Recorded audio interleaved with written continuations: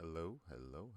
I am testing a couple things to make sure that we are live and good and all that good stuff.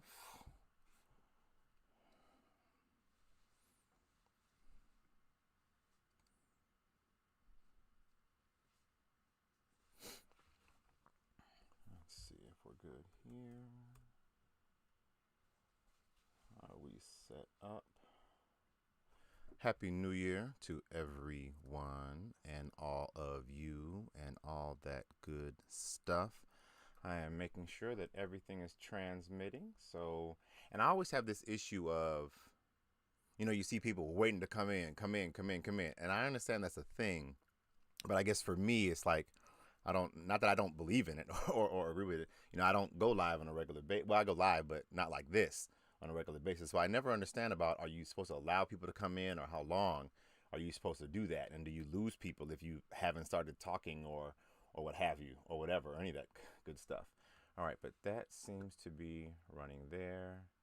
That seems to be running there. All right. And I need this up there, and that's good, and that's running, and that's running, and that is running here. All right, let's do this. I don't care about that. And we are good. All right, so, I'll get my notes. If you know me, then you know I can definitely be a talker or whatever, but I definitely want to keep on point. I don't, this isn't going to be anything where I'm just talking. I mean, obviously, this is the launch. This is the announcement of just kind of letting people see, what's going on, and what I'm going to be doing with the master class as far as entrepreneurship, media production, what have you. So we're going to be kind of putting a couple things together with regards to that. This is something that I had, I've been working on for a while. Like I said in the intro video, in the promo video, when it comes down to media production in general, I got started in the church. Actually, Liberty Temple was actually my first church that I actually really belonged to, where I met my wife. But I went to school to actually be a civil engineer. I started off at Chicago State University, and then I went over to IIT, and it was pretty cool. But that was like my journey, or the beginning of my journey, and what I wanted to do with my life, or what have you. But then, that went well, and it was fine. At Chicago State, pretty good. Taught me a lot, no question. When I moved over to IIT, it was, extremely challenging. And I'm grateful for what it taught me, and how it trained me on problem solving, and really learning how to diligently work towards something. But yeah, it was definitely a challenge. So while I was there, I ended up getting interested in sound. And not that I wasn't interested in physics, or mathematics, or engineering anymore. Things just started shifting, and I started working with my church, and helping them do in the sound department. So most people who already know me for photography, or for video don't necessarily know, excuse me, that I got started in sound. Then it moved over to video. I started doing video because a man named Clarence Willis. I never remember if it's senior, the second, or the third. Well, not, it can't be the third or the second. He told me, he said, "Hey, I want you to give this video thing a shot. I think you can do it." And he was the first person to actually put a video camera in my hands, and I guess that was the essential start of the Media MD, per se. But that got started. I started doing that, and then I had two other people who were photographers. One main guy is his name was John Cox. Very grateful to him. He got me I was helping him with some of his proms, and doing stuff like that, and that's how I got situated with the photography side. And there was another gentleman named Vin Sherrod, who I was working with him in his studio. I was giving him video work, and he was letting me use his space, and learn how to do photography and all that. So that's how that got started. So it has been a wonderful journey over these 20 years, and I've definitely enjoyed it. It's been a great time. It really has. I'm quite grateful for what I've been able to do and learn. So now here we are now. Did I say Happy New Year? Well, Happy New Year. I think I did, but I don't want to take no chances. Happy New Year to everybody. It's 2021, and it's amazing. 2020 was interesting. I am grateful for it, though. I came out through alive. My family is okay, and I'm quite grateful and blessed because of that. Thank you, Jesus. Thank you, Lord. So now here we are with the master class, or the doctor is in. Let's see. So, well, that was my welcome intro. Okay, so for the summary in general, what I'm looking to do with the master class is, I know a lot of master classes, as they are set up, they are pretty much set up as recordings. Everything is always recorded, and you're able to go online and click on this class and click on that class. I am going to be doing some of those, but primarily what I want to do with this class is let it be more of a live thing with regards to the interaction of myself and potential people who are, whether they're on an entrepreneurial journey or they want to get into media, or they already have a sound business or a video or photography, and they just need some help with it. Over these years, I've helped a few people with regards to their businesses and just life in general with regards to whether it's photography or videography. Not too many on the sound area, but a little bit. And primarily just help them get to the road, because I've been an entrepreneur for quite a while. I've been in the media business, media production, for over 20 years.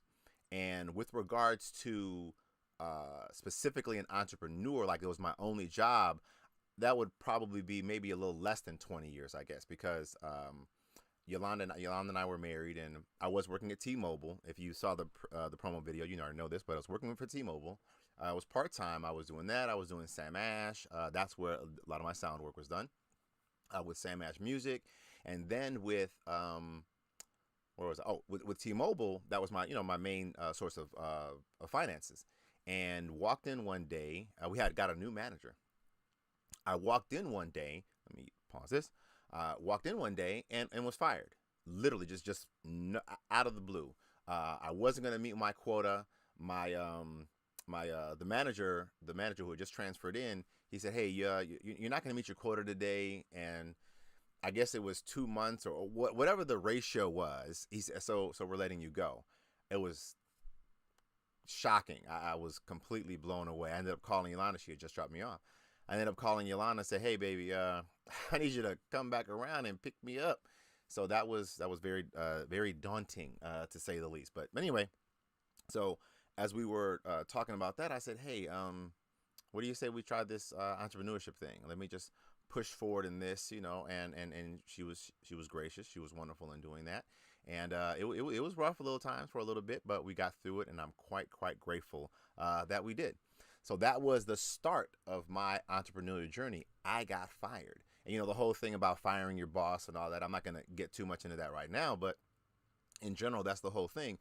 Fire your boss. And that there is some truth to that, obviously, but then it's also a question of, the new people that you're getting are, whether they are your new bosses or what have you. But I'm not going to touch on that right now.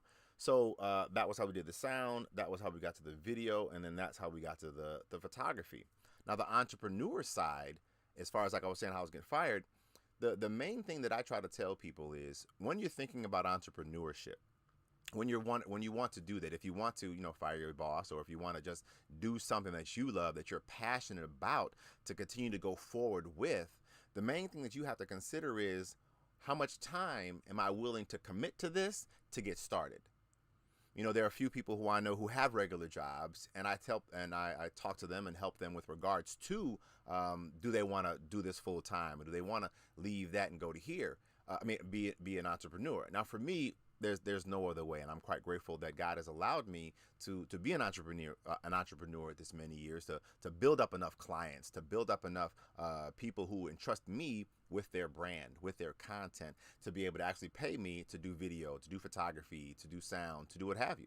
And I'm quite grateful for that. It's been something that I've actually been able to develop quite a great team, an amazing team actually, of videographers, of photographers, of sound people, just any type of media production assistance that I need. I'm able to get it from all the people who I've collected, who I've worked with over these 20 years, and I'm quite grateful for that. So if you want to be an entrepreneur, what time commitment are you looking to do? I would always hear people say, if you are when you have a job is the best time to look for another job. because you've got some security, but then you can also determine, hey, what direction can I go in? What other things are out there to help me do that? And then I've seen different, entrepreneurship things online with videos. Gary Vee, I like Gary Vee a lot. He talks about a lot of good, interesting things with regards to entrepreneurship and going forth in your path and your beliefs and what you want to do for your life. But one of the things that I had always heard or had seen a little bit was if you're going to go forward with doing your job or your entrepreneurship journey, when you get off your job at 9 to 5, from 9 to 5 or whatever your hours are, once you get off of that job, that starts your job, your personal job or your personal entrepreneurship, whatever you want to do. So you're focusing on your 9 to 5. That's 8 hours in the day or whatever your shift is, 10 hours, what have you. How much time out of those 24 hours are you going to allot for your new business or for your new entrepreneurship or whatever it is you want to do? Because so often we'll put all this time into other things, and people talk about time management. And this is another video. I'm not quite sure how I understand or agree with the whole term of time management, because for me, you can't manage the time. I've been talking for 11 minutes and 20 seconds now. I can't do anything to make that shorter, smaller, what have you. In the time that I have had, now it's 11:27, I could only manage myself and what I'm able to do or talk about within this 11 minutes. So it ends up being, in my opinion, ends up being something more of a self-management. What are you doing with the time that you're given to fulfill your entrepreneurship journey or your with your 9 to 5 or what have you? So, and there's that what have you again. I say that a lot. So when you think about your job, you think about your life or what you want to do as far as being an entrepreneur. Let's determine how much time you're willing to commit to do that. When I was talking to a young man about being an entrepreneur, about quitting his job, I asked him, I said, how much are your bills? How much do you pay? How much are you spending on bills and life and what have you with your current expenses that you have now? So, let's say you make $50,000 a year or 25,000, whatever. I know the range is huge. People are able to live off certain amounts, and some others are not. But if you take the cost of what it is to live, can your entrepreneurship journey, can that other passion that you have supply that? Because then what you kind of find out is what you're willing to deal without. If the stress of your job, if the stress of what you're looking to do is so great that you're willing to, I'd take a little less money if I was working for myself. If I was able to do it on my own, I might take a little less money. And that's something that you have to think about. Because even with myself, when Yolanda and I are thinking about what we want to do, if we want to save up towards something, what are we willing to give up on a little bit? Obviously, during this pandemic, it has been quite interesting that, we haven't been to the movies, obviously, since March or before March or whenever that was. We have not been in a movie theater, and we love the movies. We love going to the movies. So that was something that, we weren't spending any money on. Then when we're at home, it seems to me like I keep going upstairs to eat something, or I keep going upstairs to snack on something. And it's just because I'm in this house. Now grateful that, things opened up. I'm able to be in the studio again and shooting. I'm not doing events still. I'm still not doing events. I got a couple smaller outdoor events, but not really doing events so much anymore. But when I had to, excuse me, when I had to think about, my life and what I was willing to give up or even deal without, so to speak, that's what you have to kind of determine. Because if you cannot see yourself, or if you cannot have the cost of your living be matched by how much you're bringing in on your side job or your side hustle or whatever the term is, you have to determine, okay, maybe I'm not cut out for this entrepreneurship journey. Or maybe right now it's just going to be a side gig. And there's nothing wrong with a side gig, not at all.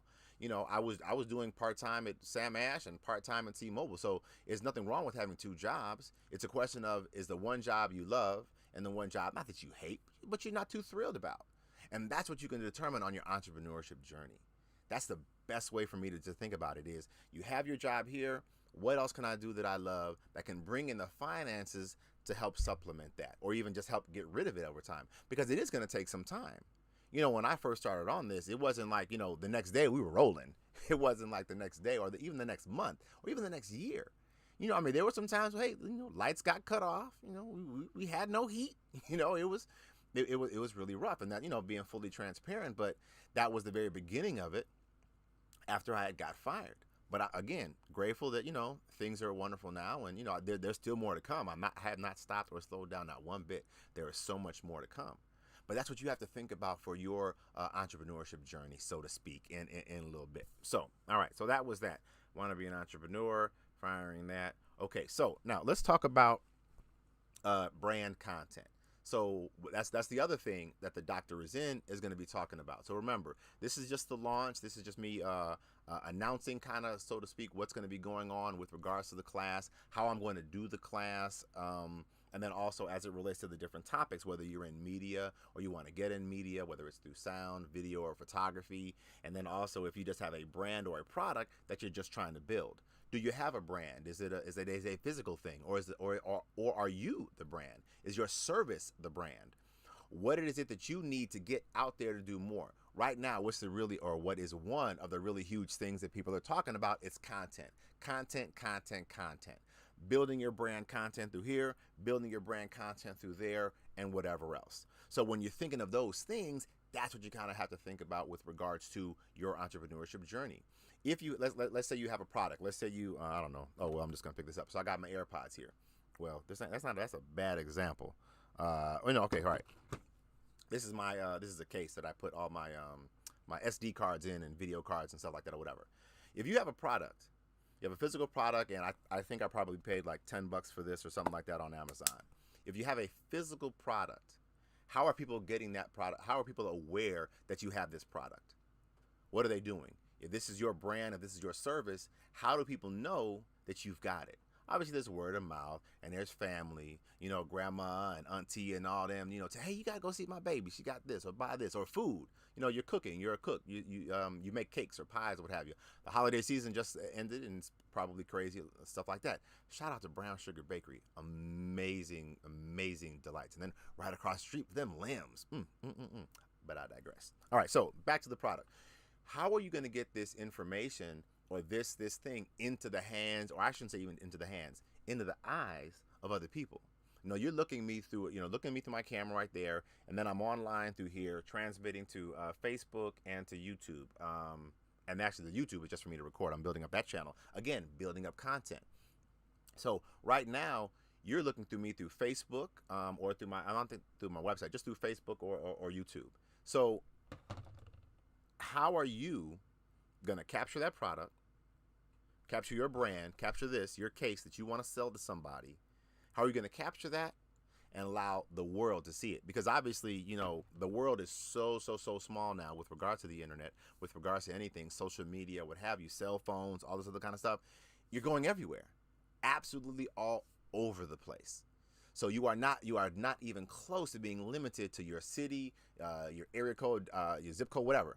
You can go global just through the internet. So building up your content is extremely important, whether that's through photos, whether that's through video, or you just talking or doing lives like I'm doing now online. Facebook is free right now. You pay for ads and stuff like that, but in general, Facebook is free. Instagram is free.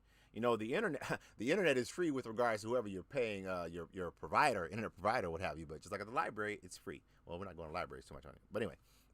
So thinking about brand content, how are you getting that out there? One of the other things right now, obviously, these cell phones are doing an amazing job. Someone asked me yesterday, my last shoot of the year yesterday. Someone asked, "Well, Carl, what phones really take better pictures?" And I honestly told her, I said, it really just depends on the phone. I'm sure there are some iPhones that do better than Androids. I'm sure there's some Androids that do better than iPhones. I honestly don't get into that, but I am an Apple guy all day, every day, 100%. And like the Google Pixel, we talked about that. I know it's on the Android platform, but that thing supposedly sees in the dark, which is absolutely amazing. But anyway, so brand content, you can build up so much brand content with just your cell phone. I've got a video online that will help you show you how to record yourself if it's for video content that you want to do. I have another video online that talks about the comparison. Oh shoot, it's upstairs. I had two different I had a newer cell phone, I had an older cell phone, and then I had a real old cell phone. And then I had did I have an Android? I honestly can't remember. See, that's how I feel about Androids. And then I had a laptop and a professional camera, and I did all these comparisons, and you could pretty much see that each camera did a very decent job of capturing it. So don't be concerned or thinking that you have to go out and spend a bunch of money to get started building brand content. The cell phone that you most likely already have is probably very adequate to take care of whatever you need to build your brand content. All right. So be thinking about that. All right. So brand content. What else? All right. So one of the other things that often comes up with someone doing entrepreneurship is if you either have a product or it's a service. So we talked about the product. Now let's deal with what that service was. Are you a consultant? Do you help people plan it? Well, can't say plan events because we're not really planning events right now. Do you help people, with let's say finances or what have you, or you can talk to people and train them on hair, hair products or something like that. Any type of service that you have, determining your cost for that. Oftentimes entrepreneur, and myself included, oftentimes we're thinking, we're told you're really not charging enough. Clubhouse obviously is a huge thing, and which I love, by the way. And if you have an Android, you really might want to consider just getting, I don't even know if they have free or just data only or pay as you go with unlimited data plans for iPhones. Just do that just to get in Clubhouse. I'm not sure. I have no idea if they're ever going to expand to Android or not. I have no clue, but really consider it. Anyway, on Clubhouse, we were talking about, or someone was talking about, with regards to your products, your services. Someone came on talking about how much they charged. I do not remember at all what it was, but how much they charge for a certain service. And after the person on the panel, on the stage, the moderator broke down the cost of this and the time in doing this and the time in doing that, time in doing this, it ended up being that the person was not nearly charging enough for what they should have been. And what does that kind of relate to? Us believing or thinking how much we should really be charging. Am I really worth that cost? Will someone really pay me this amount to be, to serve them? Will they give me this money in exchange for my services? And that's a very difficult thing. When I first started, very difficult determining how much to pay. I remember doing a church, Abundant Life Teaching Center. I cannot think of the pastor's name. Abundant Life Teaching Center. They wanted me to come in and train their sound department on some different sound things. I was working at Sam Ash. Johanna, his wife's name was Johanna. Oh man. Came into Sam Ash because we were buying some equipment or they were buying some sound stuff or what have you, and they wanted me to help train their sound system. And I struggled with how much to charge. I went over it. Then I was like, you know what? This is the price it's going to be. Walked in, met with the guy, the pastor. He approved it, barely even looking at it. And I was like, man, did I not charge enough? Was that too little? But that's what we struggle with. How much should we be charging? Are we really worth charging this amount? And the amount of work that we put in, when I do the photo shoots or the video shoots. So if I do a video shoot, for the video is always broken down, $250 to shoot, $250 edit it. So everything typically I always start to $500. So if I'm at a 2-hour event or a 2-hour, I'm working with someone for 2 hours. Outside of that, after that 2 hours, I'm at home easily another 2, 3, 4 hours, depending upon what it is, editing it, redoing it. And then when I give it to the client, there's changes. I have one particular client. I love him. We easily were going through like 10 edits. 10 revisions. If it's just the font was changed or this was changed, all that takes time. Again, we're at 23 minutes now. I'm planning on being done in 30 minutes. I'm not looking to be long. So I got 6 minutes. Oh, Dougie Fresh Sharon. I still got that little sound in here. I really do that. Here we go. 6 minutes, 6 minutes, 6 minutes, Dougie Fresh Sharon. But anyway, right. So I've got 6 minutes left. Hold on, let me put this timer back up there. All right. So when you think about the time that you're giving, the time that you're investing in something, I guarantee you're worth it. 100% guarantee you're worth it. The amount of time that you're willing to give. Don't look at it as the time that you give your 9 to 5, the time to give your boss, your director, your manager, or whatever. Think about your time and what you want to do for your life. Because, in this entrepreneurial journey, for me in general, it's not a 9 to 5. It's a 24-hour thing. Now, obviously, I determine when I answer the phone or when I do a job, I take some time off here and there. I need to be taking more time off, and I'm definitely working on that, obviously. Started working on it last year, so it's not like a New Year's resolution. I actually started working on it last year, and we're going to continue doing it this year. But when you think about your time, get a good value to it. Don't cut yourself short. Yolanda was always telling me, Carl, make sure that you're charging enough money. When I decided to actually really have this doctor's in master class or really started, I was like, you know what? Am I really able to share a lot? Yes, I've got a ton of experience. Yes, I know a lot. I've been doing this over 20 years. But then it's like, do people really, and this is not like to be humble or whatever, how are people going to hear from me or want to learn from me? But I was like, hey, you know what? I'm doing this. People call me all the time asking about stuff. So I said, why should I just limit it to that? Most of the content that I give out has always been free. It really has. And that's something that, again, having to determine what should I charge for and what I shouldn't. Because if I'm just going to be helping somebody, just to help somebody get to that part of their life that they want to expand in or do better in their life, why would I stop them? Well, I should say stop them. Why would I hinder that? Just because of some finances? Well, I mean, there is going to be some stuff that's going to cost, clearly, some specific coaching or brand building or whatever. But in general, I want to help you get to that point to live your life however you need and or want to live it. And if entrepreneurship is the way, whether that's through sound, video, or photography, whatever you want to be doing, or media production, or your service, helping you build some brand content, man, let's do this. Let's have some fun with it. There are so many, people always talked about 2020 was really rough. Obviously, January, February, Yolanda and I had so many things planned, so many ideas that we thought of that we were going to try to do.